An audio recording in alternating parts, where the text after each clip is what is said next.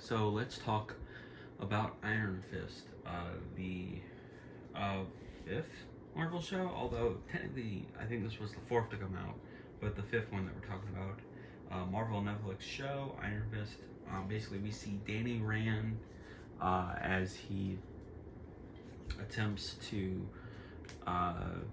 become the art to fulfill his destiny as the Iron Fist, and yeah, this show sees him being Iron Fist. He falls in love with a woman named Colleen Wing. He goes back to America and has to prove that he's really him in a really drawn out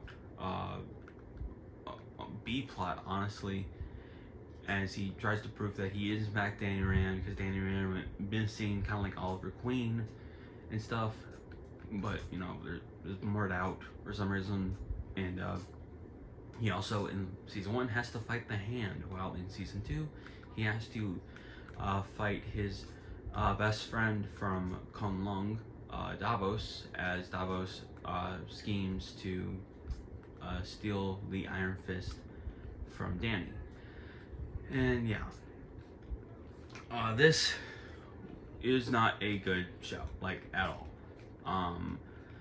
I talked last time about how, maybe this show will surprise me and actually be good. And I really was kind of hoping for that. I was hoping that this show would maybe surprise me. And I will say season 2 is marginally better than season 1. Season 1 is a horribly written, horribly paced, garbage season. Apparently the show's creator, something Buck, is it Nick Buck? I don't know. Something Buck. He did like the final. Scott Buck. He did the final season, I think, of like Chuck, or not Chuck, of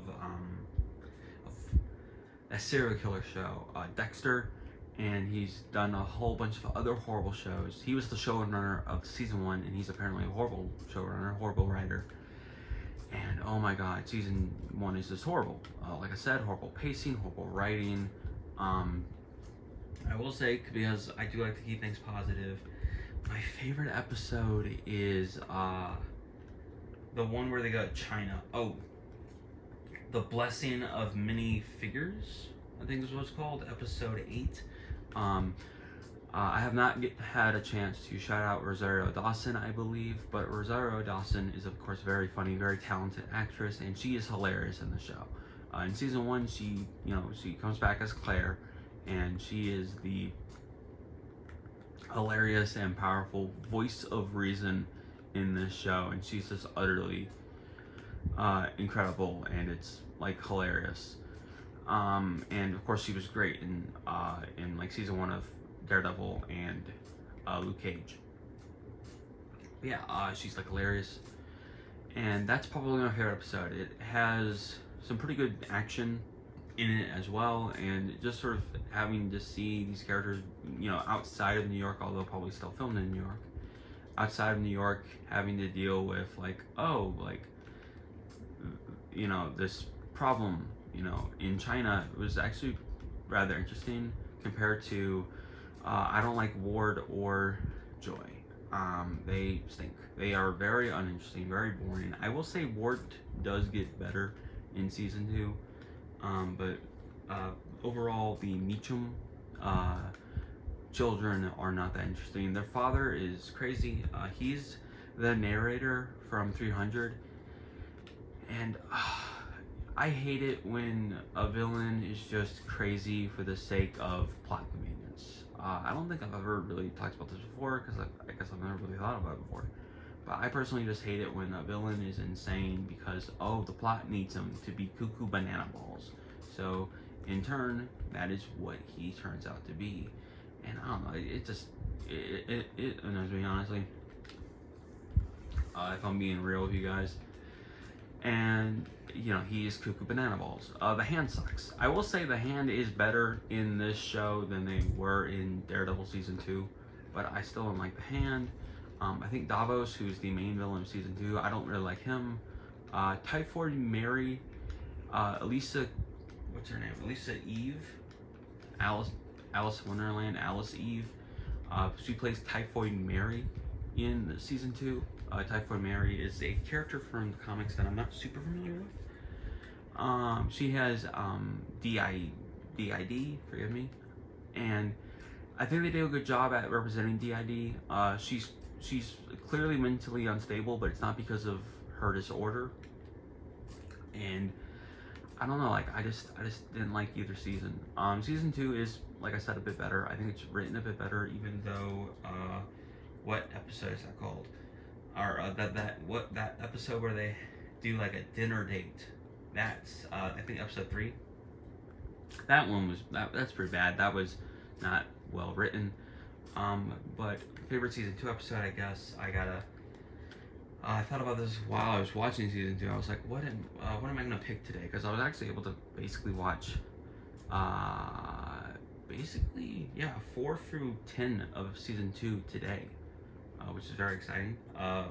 So I'll be watching Defenders on Wednesday. So expect my Defenders review later in the week. But anywho, I think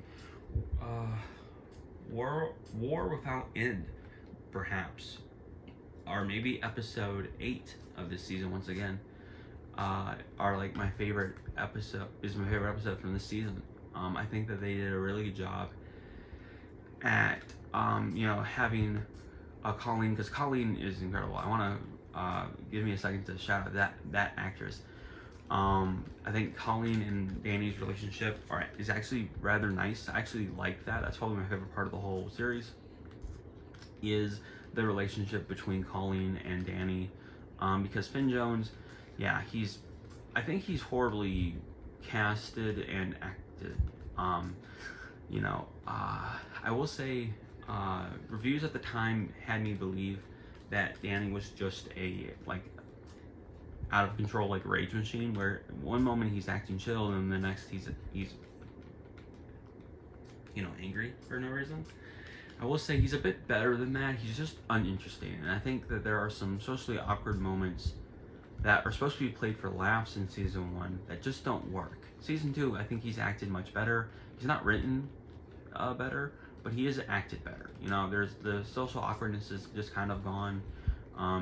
Him and Colleen are dating, and I think that those actors, forgive me, I actually have the cast pulled up right here so I can say her name correctly. I think Finn Jones and Jessica Henwick actually are really good, and honestly, she plays a character in Force Awakens called Jessie, because she was in Game of Thrones, and for some reason, I guess because that show was popular a decade ago, our boy J.J. Abrams had this obsession with having Game of Thrones actors in that movie. So there's a bunch of Game of Thrones actors in The Force Awakens. Honestly, give her a show, because I thought she was actually really good and really likable. There's a scene where in season 1 where Colleen and Danny are fighting together, and it's playful and it's fun, and I was like, why was there never a kung fu, a martial arts rom-com back when we were making dozens of those? How come there was never one of those? That's really cool. Hallmark, steal this idea from me. Hallmark, please make a kung fu rom-com movie called Love at First Fight. Please steal that idea from me, because I would watch that in a heartbeat. Especially if it was written well. I guess I'm not gonna watch garbage, but I would watch a well-written rom-com called Love at First Fight. So, Hallmark, get on that. But yeah, I don't know. I really did enjoy, what in season 2, but season 2 is still horribly written. And Davos, I don't like any of the villains in this show. The Hand, I will say, is a bit more compelling than in Daredevil season 2, but I don't know, there's just more bad in this show than I was honestly expecting. And to sort of honor the tradition from the last video or the previous part, depending on how you're watching this. I think season 2 gets a C, and then season 1 gets a good old D minus. I don't know, like this show just was not good. Luckily though, next is Defenders, and I'm very excited to talk about Defenders. I don't remember too much about Defenders. I have seen Defenders, so I've seen, before this whole project got going, I had seen obviously Daredevil, and then The Punisher, and then the last day, and I should probably save this story for Defenders, for the Defenders part, but I actually watched the last day these Marvel Netflix shows were on Netflix. I watched Defenders in one day, and I hope to do that again this time. We'll have to wait and see, but I don't know. I remember enjoying Defenders, but also being very confused because I didn't know most of these characters. So I'm excited to see what Defenders has in store for me. Also, this costume felt kind of Iron Fisty, but I don't know, a few days ago when I was testing it out, it felt also kind of disorienting because of his like arms and his like feet being glowy, but I guess it's a little less disorienting right now for whatever reason. But yeah, also real quick, Leo from Transformers 2 is in the show. His name is, forgive me, Roman Rodriguez? He's also Will Trent in that ABC Will Trent show. He was in this, and while I do not believe he's a martial arts badass, I will say he's a lot better here than he was as Leo in good old Transformers 2. And then also another actor I was surprised to see is Louis Tan. He's Cole from the new Mortal Kombat movies, and this is a bit of a joke, so Louis Tan, if you ever see this, just know I'm joking. But it's kind of incredible that this dude, who I'm sure is a famous martial artist, he never acts well when he has to do martial arts. I've seen him in this, Cobra Kai, where I think he kind of knew what he was doing. Cobra Kai is kind of a schlocky TV show, so he was kind of bad in that show, I think on purpose, because it's schlocky garbage. And then of course he wasn't good in Mortal Kombat. But he was also like a background character in Den of Thieves, and that's probably like the best performance I've ever seen from him, is in Den of Thieves, a movie where he doesn't even throw a single punch. So that was kind of interesting.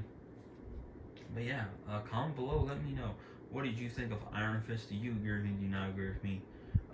Is there some sort of amazing acting moment that I am perhaps missing? Please comment below, let me know, all that kind of good stuff. And remember that God, He made you special. He loves you very much. Hope you have a very lovely day. Hope you have a very lovely week as always. God bless y'all, and come along, I guess.